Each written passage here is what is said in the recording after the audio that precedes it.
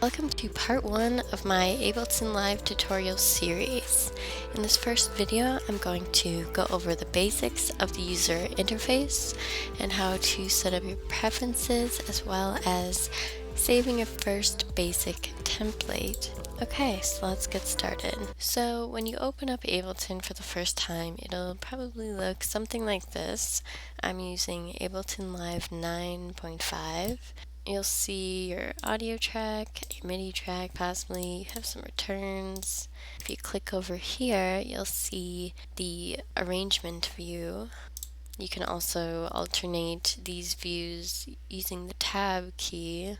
Okay, but we're going to start in session layout, the session mode. Let's start by getting your audio to work.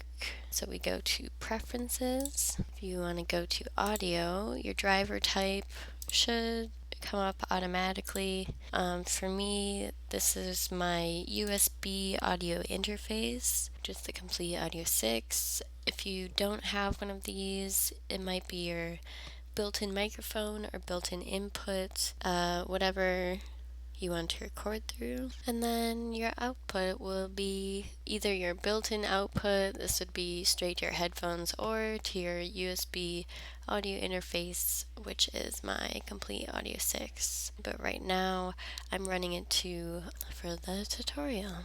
This stuff, I left this how it is because it's fine for now. If you're experiencing a lot of like buffering problems or lagging, you can try turning this down a little to 256, maybe 128. I would not go any lower than that. Let's go to look and feel. So this is what the program is going to look like. Here you can change the color to make it different. You can set it up however you want it. You can change the color.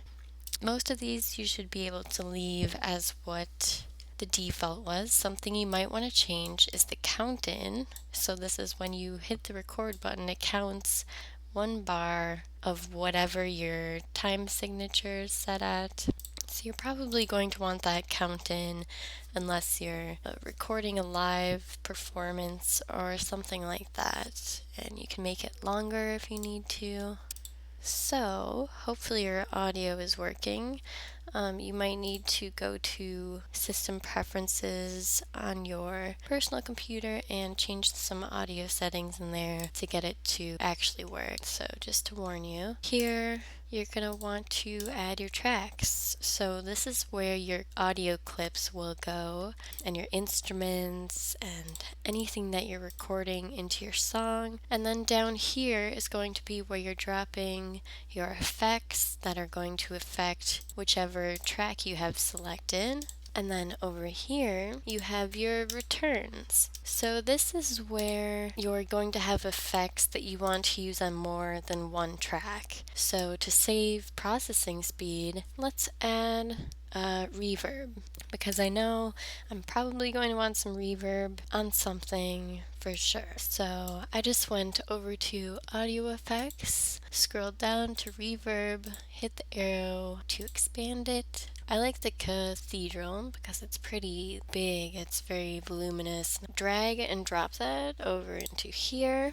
and then you'll be able to change your settings, the dry and wet, how much of the effect do you want to be added. But I'm going to leave it at 100% because we're putting this on a return track, and so when I want to add the effect, I go to the sends on the track that I'm adding, and I add what I want when I want it. I'm going to rename this, so that's Command R. Say this is reverb. So now I'm going through and just putting together what I need for a basic template so it's easier. Every time you open a new file, it's going to open drums and an instrument or something with your effects already loaded in there, so you don't have to set it up every single time. It'll save you a lot of time. And you can still personalize it for whatever style of music you're making. You can make this work for you. Okay, so here I'm going to put the MIDI, drag this first, and I'm going to make a side chain.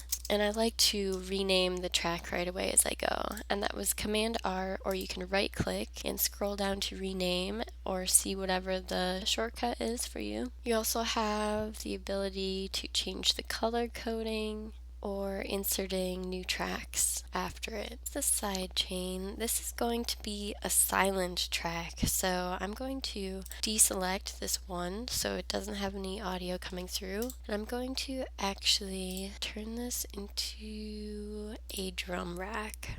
We can pretty much pick any of these will work. Now we have our keyboard turned on. I'm hitting A on my computer keyboard, but if you see down here, it's not making any sort of waveform because I'm an octave too high. So how do I go down an octave? I hit Z. So I've gone down an octave, that's still not the right sound. Go down another, and there we go, that's the kick. So for this, I'm going to double click and create an empty MIDI audio track. Select the pen tool, and I'm just going to make a simple 4 on the floor kind of beat that goes on the beat every time. You can change up this pattern if you want to. This is going to be my sidechain effect, which I eventually send the other track sound to, but it will make sense as time goes on. So I've just added these kicks. I hit play and I see it's going the speed I want and it's looped. If this was deselected, it would only play once and stop. So you want to make sure that this is looped if you want it to loop. Then length, this is 1 measure. So that's, if you wanted it to be 2 measures or 3 or 4, you can make it longer. I'm going to keep it to 1. So that's our side chain. Now, I am going to add another MIDI track and add some drum rack. So now I'm going to insert a couple more MIDI tracks just to add some drums. So I'm hitting Shift Command T or right click, insert MIDI track. Okay, now I'm going to drag over a couple blank drum racks. I'm starting from complete scratch because I want to make really customized drum kits, and I don't want to use too many of these pre-made drum kits, although they are good for, you could test certain ones out, see if you like them, but they are good for layering and stuff like that, or you can drag and drop certain sounds out of them. But yeah, so just add a couple of those. And something else I'm going to add right away is the EQ8. And this is a really good equalizer. So I'm going to duplicate this because I want it on both drum racks. So I'm going to hit Option and just drag it and drop it.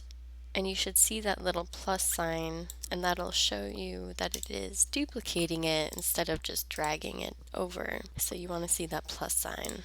So now that I have 2 drum racks here, I want to group them together so I can keep it kind of organized. So I select one, then I hit Shift and I select both of them, and then I hit Command G. And then Command R to rename, and I'm going to call this drums. And I like having them come up a different color every time I add a new track, and that's something in the preferences. Under look and feel, if you want to audio assign track colors, hit on. Otherwise, they can all be the same color, which I prefer the other way, so I can kind of assign a color in my head to which one is which, and it helps me kind of differentiate what all the different things are. So those are our drums, and you can expand and collapse it with the arrows. This is going to be our audio. So this is coming from our external in. This is my external keyboard that's connected through my mixing board. If you want to know more about how my gear is set up and what instruments I'm recording into this, you can go watch my gear talk video. I show my entire setup and kind of how it's all plugged into each other. But for now, I'm going to continue on. So we have audio from external input is what that stands for. If you want to be able to hear it, you can hit in or auto. If it's something like a microphone that you might not want to hear the audio out of right away, say if you're not listening through headphones and you have your monitors plugged in, make sure this is turned off so you don't get feedback, because otherwise you'll hurt your ears. So that's fine. I'm going to turn that off for now. I'm going to rename this keyboard. Then I'm going to add another MIDI track. I'm going to name this synth. All of these down here are really good. The operator, sampler, simpler, tension. These all come with the Ableton Live 9 suite.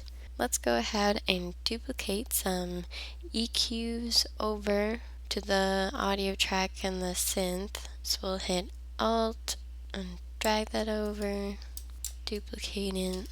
Okay, so now we're ready to, aside from reverb, I also like to use echo or delay. So we'll go over to audio effects. And we'll go with the slow dotted quarter note and see how that works with things. You can also go in and change what it sounds like based on each individual song, which will have different circumstances. So you can't plan for every situation, but you can get some basic things set up to make it easier, so every time you don't have to start from scratch. So also now I'm going to add another blank audio track. Let's just duplicate it from the keyboard. So I'm going to Command D, we'll duplicate it. I'm going to rename this samples for any extra audio I want to drop in there. Okay. And then to change the size of all of these at once, you hit alternate or option, hold that down, and then just drag when your mouse turns into a bracket, you drag that back and forth, and that changes all the sizes at the same time, so you can make it smaller and save space. Okay, so now we're going to save this as the default. So when we open a new file, this is how it comes up. So you'll go to Preferences, click on File Folder, Save Current Set as Default. And you hit Save, and there you go. Also, if you have plugins already, something like Massive or maybe something else that you've downloaded. Here it looks like we have some from GarageBand, but if you want to scan for that, you go Rescan for Plugins, and you hit this button and they should all come up for you. And you can add more to this as you go and as you find out what kind of instruments you like to use and what kind of effects you want to add. You can go back and change things in this, and you can always just start over. Every once in a while I like to make a new template based on how I've been recording music lately, and then yeah, it definitely changes. So there are a ton of different ways you can do this. But after you save your default template, another thing I want to show you is over here on the sides. This is where you'll have all of your folders for all of your sounds. So you want to make sure to organize your files. So if you have any sort of samples or drum sounds that you want, and if you want to know where you can find free, royalty-free sounds that you can download, just Google something like free drum sounds that are royalty-free, and there are a ton of different places online where you can get free drum kits and sounds. Ableton has a great selection already, so you want to keep those in a folder. You can add a folder, then you look through your computer, wherever you keep your files. There's also your user library where you can save your presets. and such. And your packs, you can get some free packs at ableton.com. They have a ton for free download. If you already have the program, you can. That's what I wanted to show you about the user folders on the side. And to expand and collapse this stuff, there's the arrow here. You can make that bigger if you need more space. You can collapse this thing. That's info. If you like mouse over stuff and you want to know more about it, it shows up down here. Also, you can hit this arrow down here on the bottom right and make the effects go away so you don't see them. Thanks so much for watching, you guys. I hope you found this helpful in getting your template set up and all of your settings and your audio working and your files for all your different sounds. So we are ready to record now and start a new song, and we'll do that in the next video. So make sure you subscribe. Hope you have a great new year. Keep it real.